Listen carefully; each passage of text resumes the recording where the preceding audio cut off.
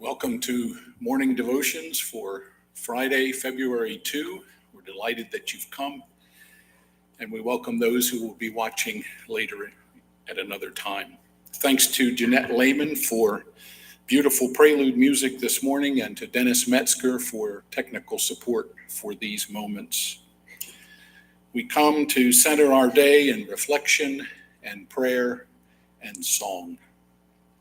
I'd like to begin by reading from John's Gospel, the 10th chapter, one of Jesus' I am sayings, verses 11 to 18. I am the good shepherd. The good shepherd lays down his life for the sheep.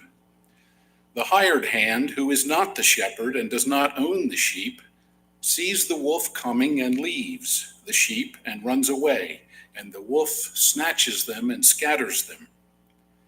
The hired hand runs away because a hired hand does not care for the sheep. I am the good shepherd.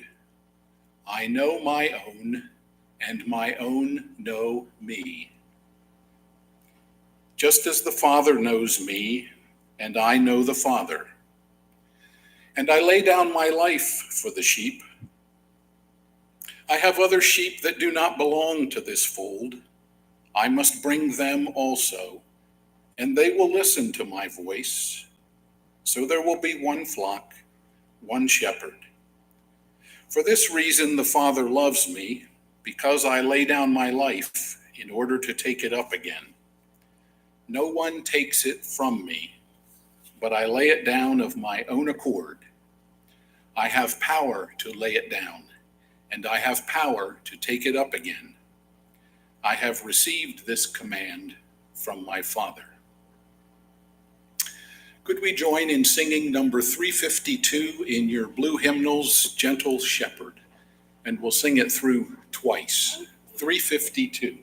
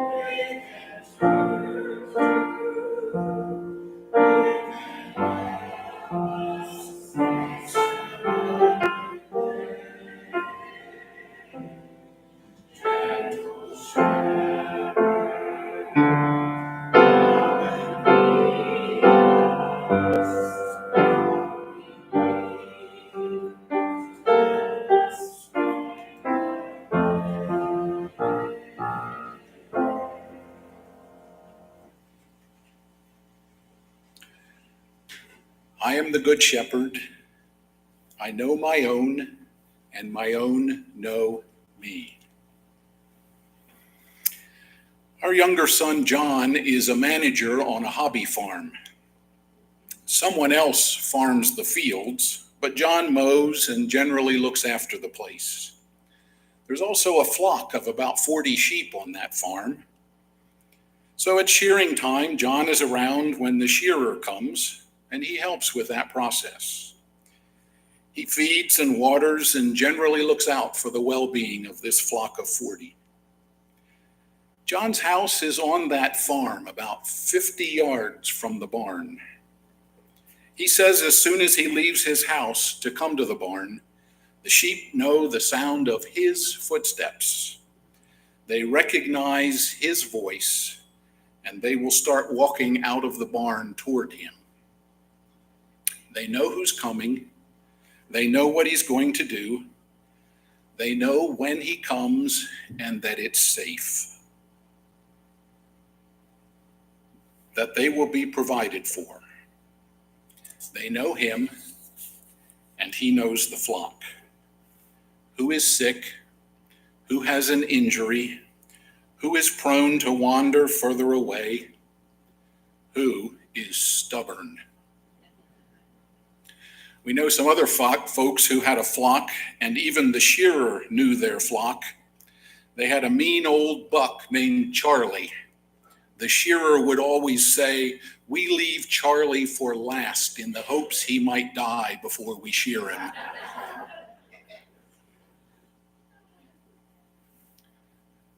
Who knows me? How well do they know me? How did they get to know me? Do I want to be known? Sometimes the answer is no. When we pastored in one of our churches, we had some additional staff in the area of youth ministry. He was simply called a youth worker. And during our time there, he resigned and departed, and the position was open. It was very part-time, 10 hours a week. And so Donna and I shared a full-time position, so technically we each had half of our time to do other things. And I said to the executive committee that I'd be willing to do some things with that position until someone more permanent was found. They accepted that offer. So to tune in a bit more closely to what was going on in youth ministry at the time, I signed up to go to a day-long youth ministry training event, sponsored by what was a very popular magazine at the time, Group Magazine. They did a lot in the area of youth ministry. The event was to be held at a huge church in the suburbs of Chicago. I didn't know if there would be 50 people or 100 people or 300 people, and I knew I wouldn't know a soul there. Well, there were 500 people that day. And when I saw the numbers, I thought to myself, well, that will make the day easier.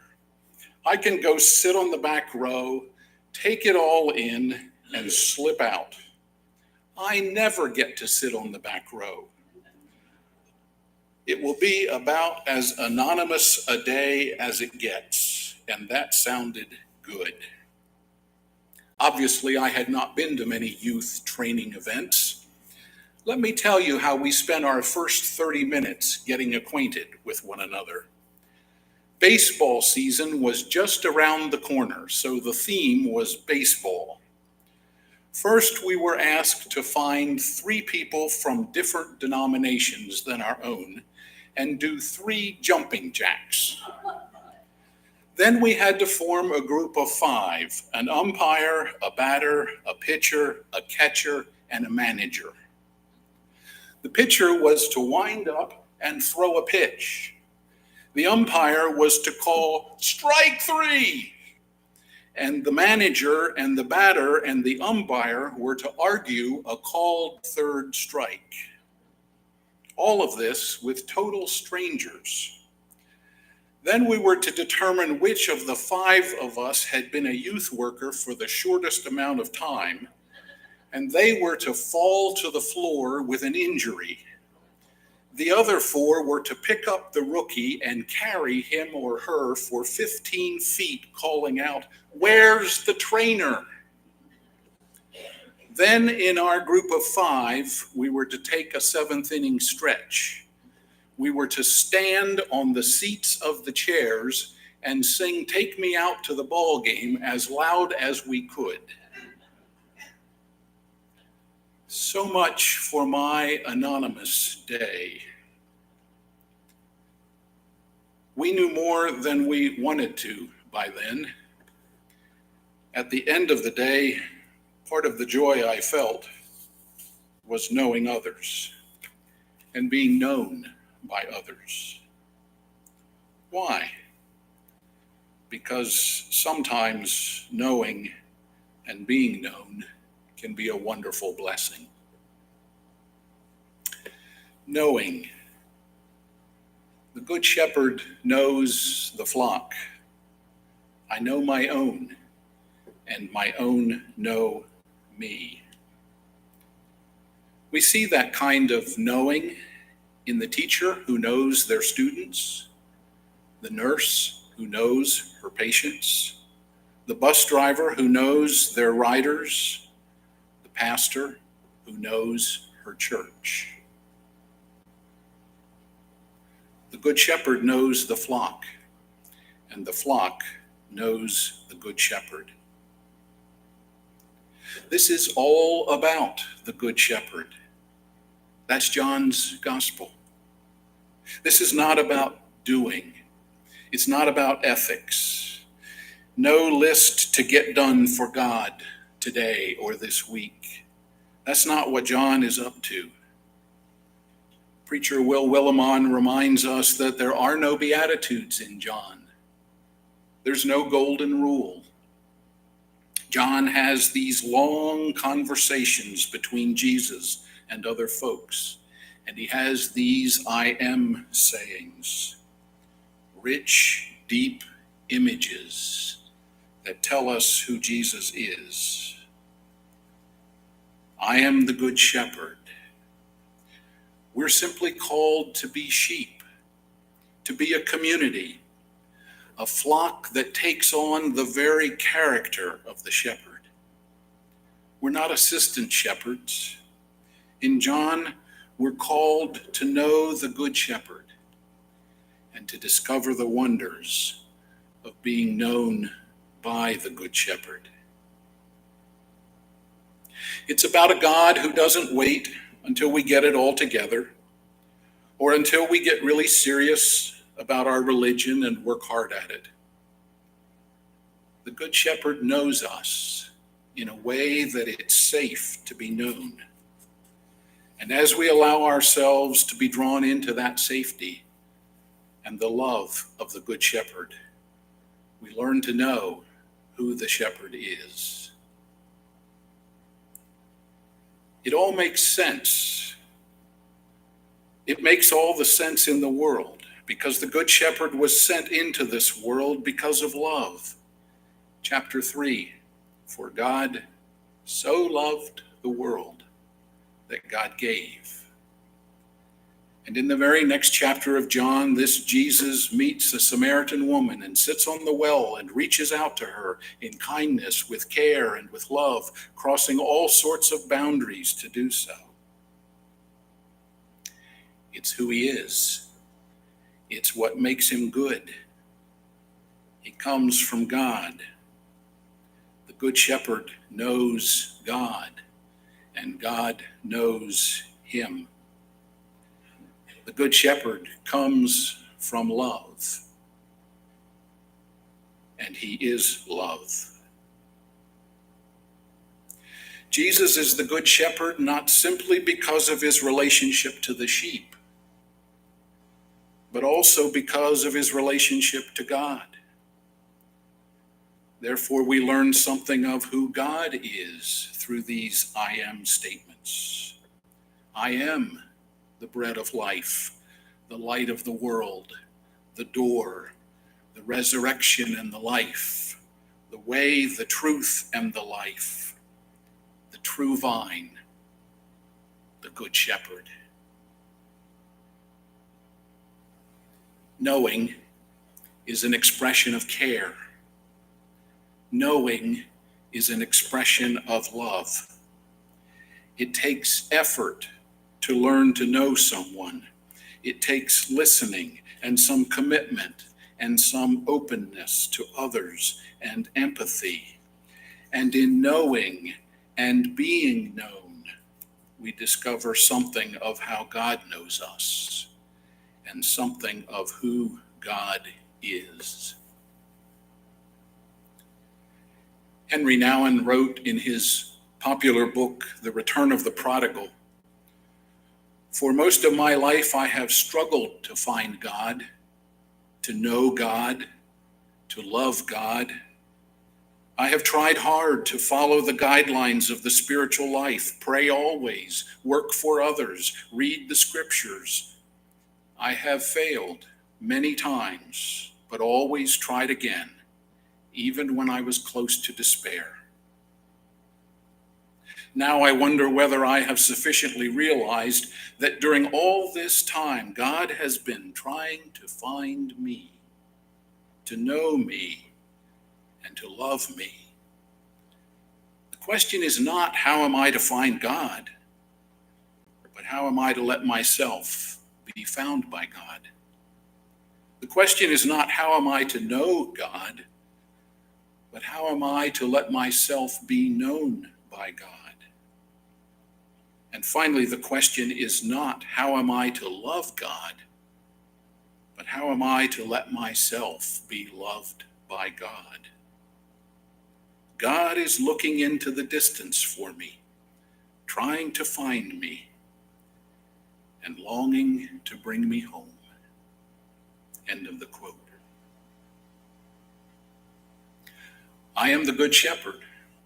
I know my own, and my own know me. Somehow, by God's grace, it's okay to be known by this good shepherd. God knows us, and daily we learn to know the good shepherd through God's call, through the teachings of Jesus, through the person of Jesus, through people of faith around us, through strangers, through the wonder of God's care shown to us by the hands and hearts around us, and above all, through the love of God.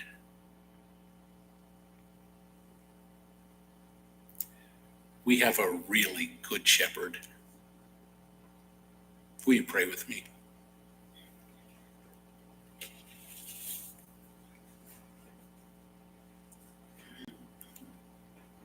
Thank you, gracious God. You welcome us in spite of the fact that you know us. You know what's best about us. You know our dark side. You know our broken parts.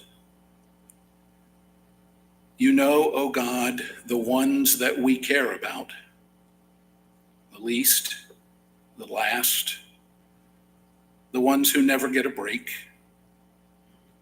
the ones caught in war, the ones looked down on by the world, the ones left out. And you invite us to know you, to learn of you, to follow you, to wonder at who you are, and to be a part of your story in the world. Thanks be to you, O God. Amen.